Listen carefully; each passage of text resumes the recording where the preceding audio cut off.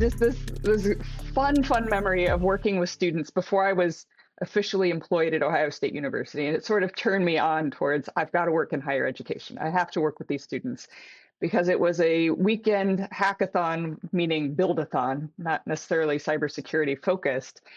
And there was a team of 3 students who were creating their own password app, but it was by playing bongo drums. So there they have a set of bongos on this table in a ballroom full of 500, 600 students, and they are, working on how the audio could pick up.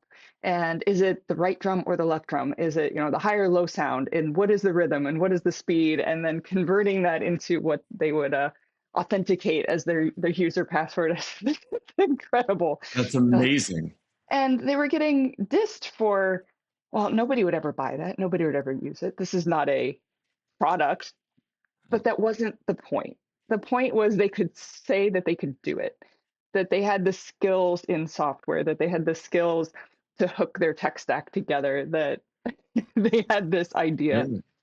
And they were spending their weekend doing it, not for credit, That's great. not for pay. They're just, out there having fun, showing and building their understanding of technology today.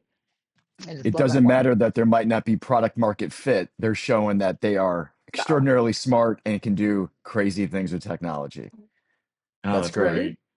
Thanks for that story. I love it too, because it's different, right? And we're going to be taking today's podcast in a little bit different direction, talking about how universities are seeing things from a higher education perspective and shaping the future of this field. So welcome back to another edition of the Zero Trust Issues podcast. I'm your co-host, Tony Pietrocola. Here as always with my co-host, Joe Marquette. Hey, Joe. Tony, how are you? I'm not in the friendly confines of the AgileBlue podcast studio. As you can see, I'm on location in DC. In DC, getting it done in the capital. Nation's capital, baby. So here we go. But like always, we always start with an introduction. So let's introduce Julia Armstrong. Julia is the executive director of the Institute for Cybersecurity and Digital Trust at The Ohio State University. Go Bucks! Julia has built and led programs that connect students, researchers, and industry partners around real cybersecurity challenges, including federal, which this is going to make this discussion really interesting, like CyberCorps and the DoD Viceroy program. She brings an engineer's background and a program builder's mindset to one of the most important pipelines in the field. Julia, welcome to the show, and we're excited to have you because generally we're talking to folks in business and in cyber businesses. Hearing your perspective is going to be very different for us, so we're very excited about this. Welcome to the show. Welcome. Thank you for having me. That's a wonderful, warm introduction, Tony. I appreciate that. Absolutely. Julia, aside from being in Columbus in the state's capital and enjoying all that the Buckeye land has to offer down there, I'm curious, your background. Obviously, it sounds like you're bringing together a whole lot of different focus areas, whether it's, obviously there's the education, the research, Tony mentioned the industry, which sounds probably pretty straightforward on paper, right? That's 3 things. But my guess is that the reality is that aligning those things together and moving those forward in academia is difficult. Like how do you pull all that together and really sort of what's the impact for the students? And ultimately, do they understand kind of what the message that you're bringing, and are they able to carry that forward? So the experience of a student at Ohio State is you've got to go find your path. There's so many opportunities at this very large R1 university that just getting their foot in the right door is really a big win for many students. And then realizing, they may need to switch, which is totally possible. And we see it all the time. When I started at Ohio State, I was the director of experiential learning for the College of Engineering. So I realized when I was an engineering student that the classroom was sort of a foundational level, but there is a large leap between that and an internship. And what am I doing day to day in the summer? So I looked for things that I could do to get the hands-on experience. to apply those knowledge and build the skills. And so after I was recruited back to Ohio State to do just that with our students here, it matured into or moved into a role with cybersecurity focused and not just tech. Mhm. I'm proud to say that the tech program here, the Hack Ohio, Make Ohio program, OHI/O, that's the input output. It's so techy. It's so geeky. I love it. Gotta love it. I love it. Like the OHIO program, people are like, what is that? What's with the It's slash? Little things. geekiness at its finest, Right.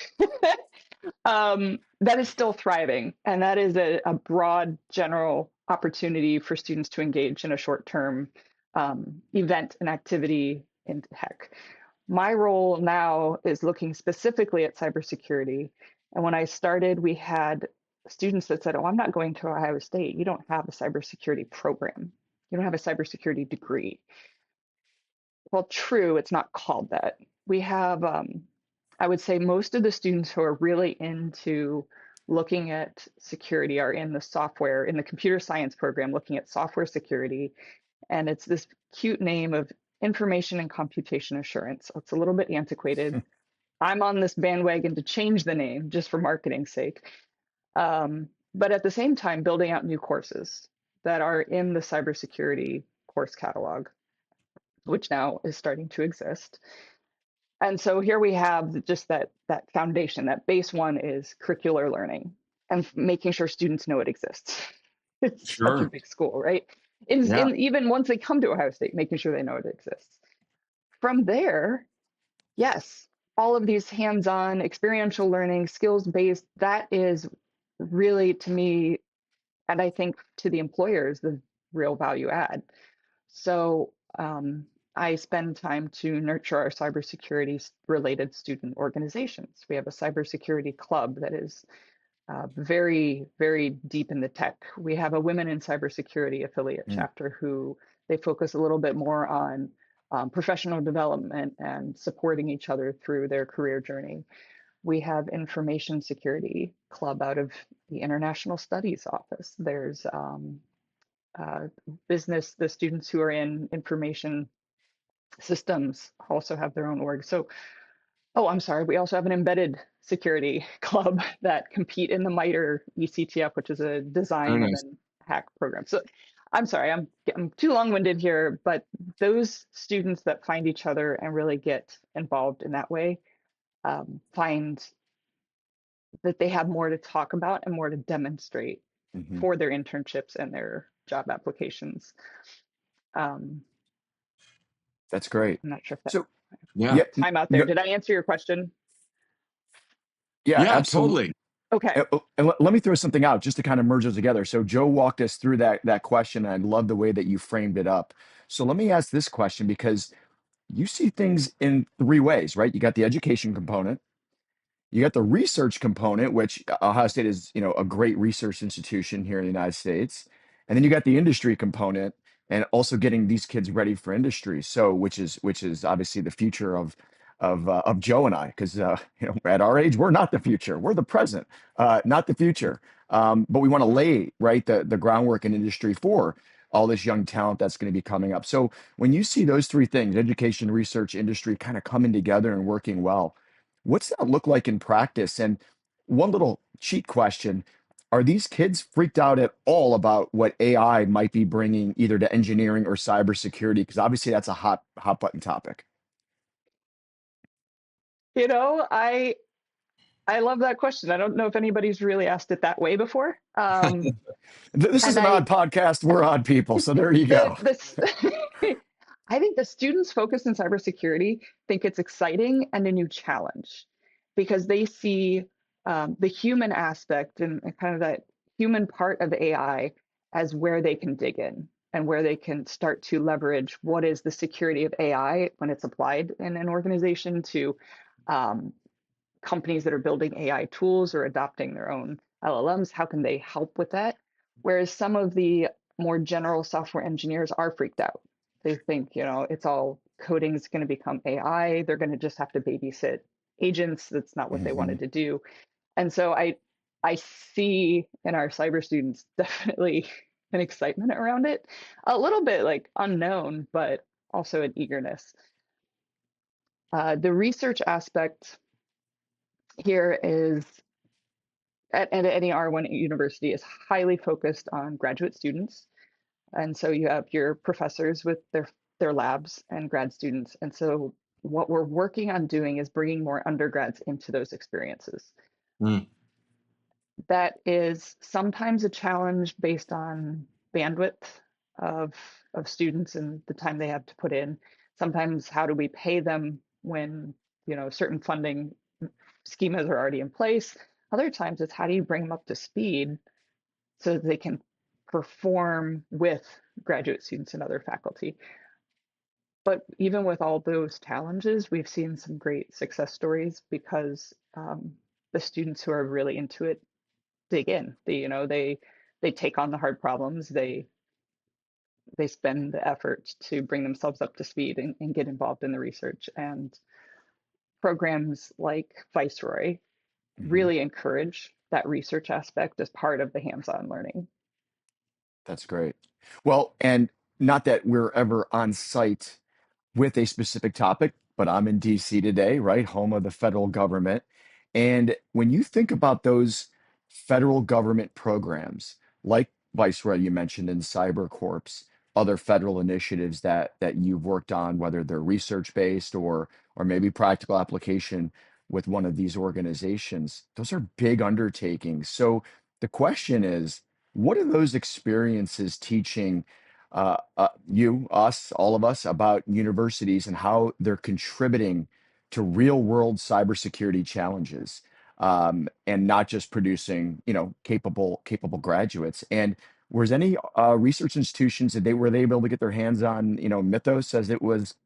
Well, it's probably out. Who knows? But as it's going through this evaluation process, I I don't know the answer to that question.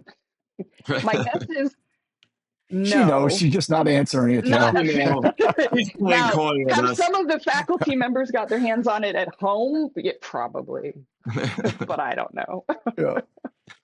Our having research partnerships is really a great way to move that needle. So if advanced R&D is happening out in industry or for the, with government agencies, but then we're sort of, if a university is too siloed, what we're doing here, we think, oh, we made this great breakthrough, and then, the for-profit said, oh, well, we did that 5 years ago. So Mhm. we have to have those conversations and connections and partnerships so that we can fight fight alongside each other instead of against each other in a way, competitively. And whether it's, there's organizations in our backyard, there's some that are just an hour or two away, and those are great opportunities to get faculty to understand the pain points of today's industry, and then also get the students, whether they're undergrad or grad, involved in those same projects and understand the challenges that our government's seeing today, issues of national security and maybe what options the students have for postgrad.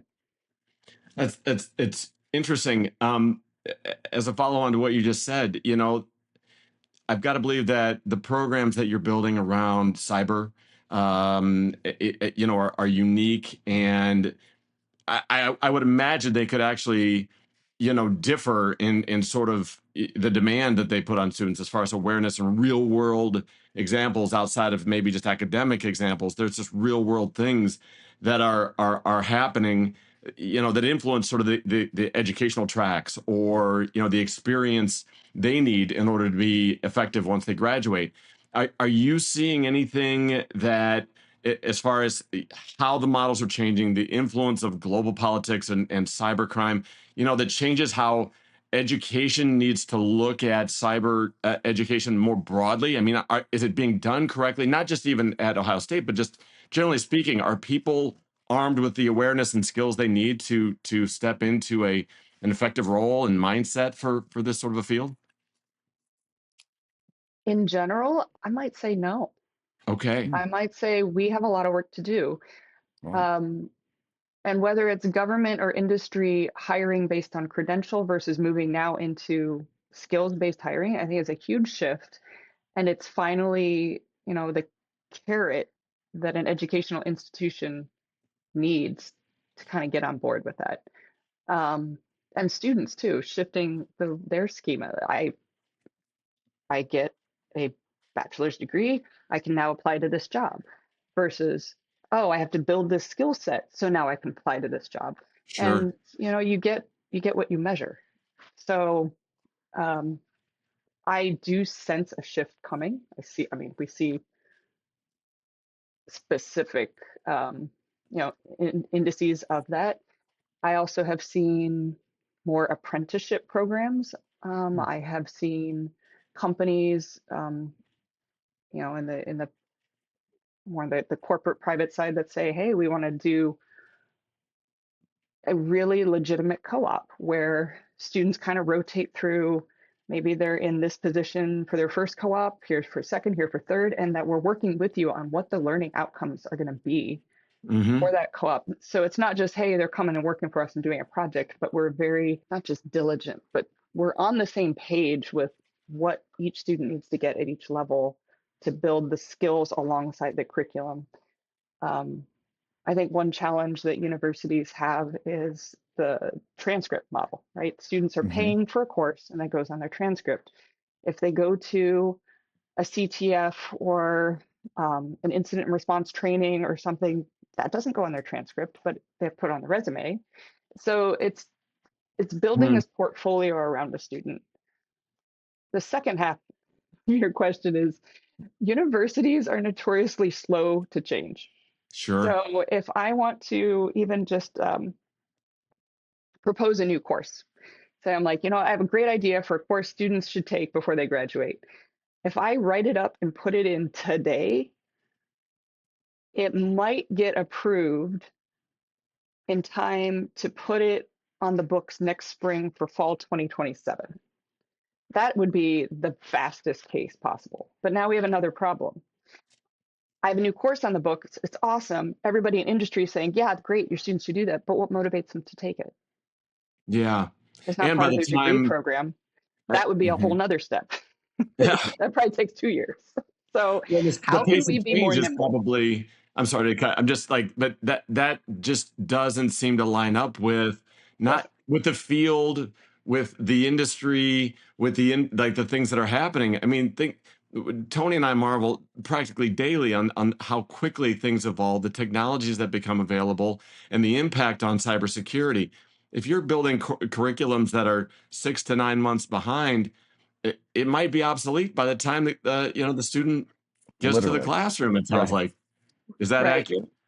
It could very well be. So how do I propose a change in their graduation path that is nimble enough to contain changing elements? And we want to look at broad concepts, foundational concepts, where it's the course content that's changing and not the overall syllabus. And that Interesting. is a challenge, and it's a little bit new way of thinking. Not that computer science has experienced this over the last several decades, But it's an especially in the last interesting, 10. yeah. I mean, but what a fascinating concept. The idea that like you're going to have a particular subject that will be updated to be current each time you take the class. It's not like you have to start all over and just teach the same thing over and over again. I got to believe from a teaching standpoint that's pretty challenging. But it sounds a lot more effective probably from a student's perspective. Yeah, or we know that network security is probably not going away. So we can have a course that's titled network security, but it's going to keep morphing. So as an add-on to that, I'm going to pivot a little bit on you because I'd like to just talk briefly. We mentioned Mythos and AI. And so it certainly sounds like the industry to academia model. There's opportunities to improve it. I want to ask you, like, what impact does AI have on everything that you're doing? Obviously, you've got opportunities. Industry wants security. Industry needs AI. Certainly, AI is an influence on everything these days. How is it affecting the cybersecurity programs or the students in general from your perspective? Are they adapting to it? Is academia supporting it? Are they learning it? Or is this still Hmm. kind of a thing? Don't talk about it. You'll worry about that when you're in the real world. Uh, OSU has jumped all in really, that's head good to hear. first on AI. Campus wide, there's an AI fluency initiative where every student, arts and sciences, engineering, business, it doesn't matter, are going to be able to use AI in a responsible and effective manner is a big part of the goal.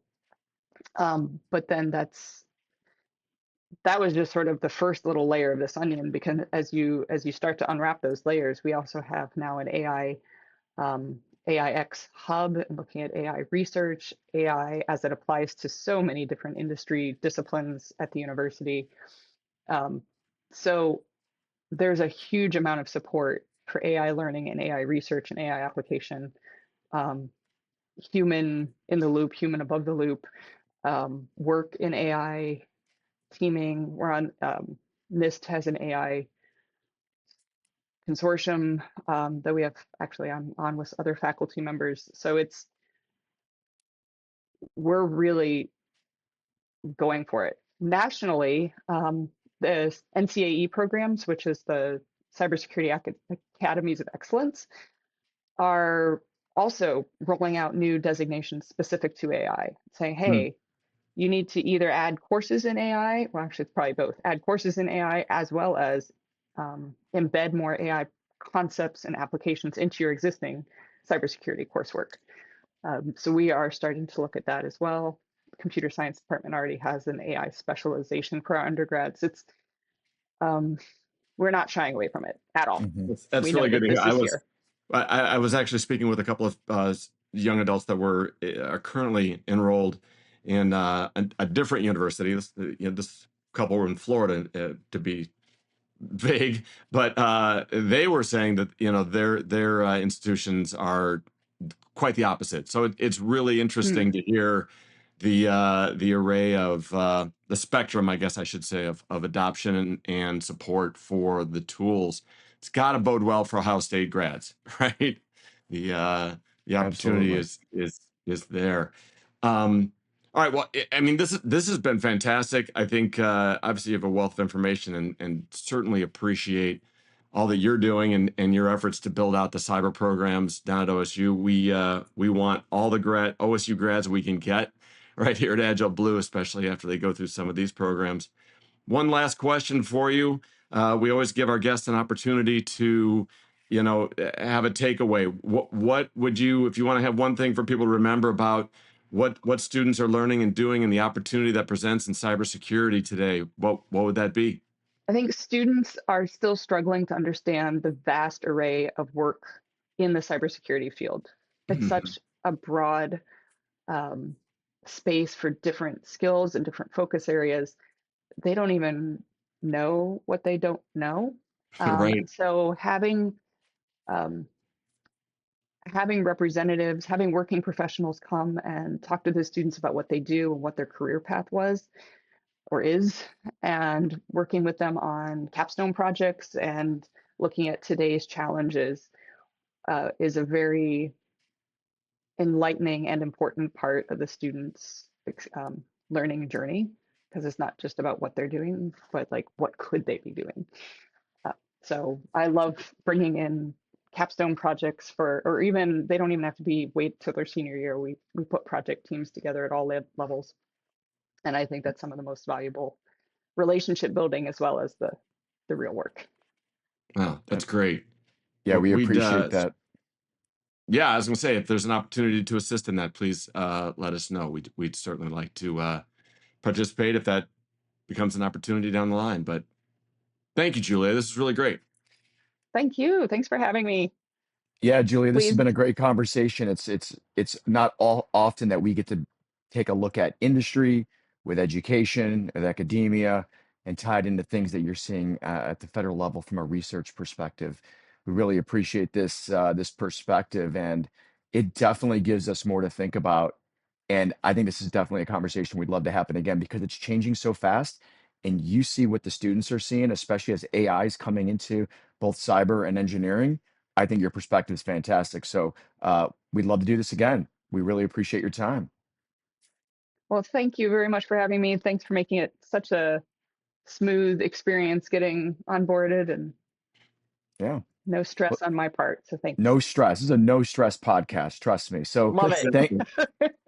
thanks everyone for tuning in to this edition of the Zero Trust Issues podcast. If you want to learn more about AgileBlue, you can find us. It's easy, agileblue.com. We'll see you next time. Have a great day, everybody. Thanks for tuning in to Zero Trust Issues. Be sure to click follow so you never miss an episode. And visit AgileBlue.com to learn more about how AI-native cybersecurity can protect your business. The information shared in this podcast represents the views and opinions of the guest and does not necessarily reflect those of AgileBlue. This content is provided for informational and educational purposes only and is not intended as professional cybersecurity, legal, or business advice. Always consult qualified professionals regarding your organization's specific needs or circumstances.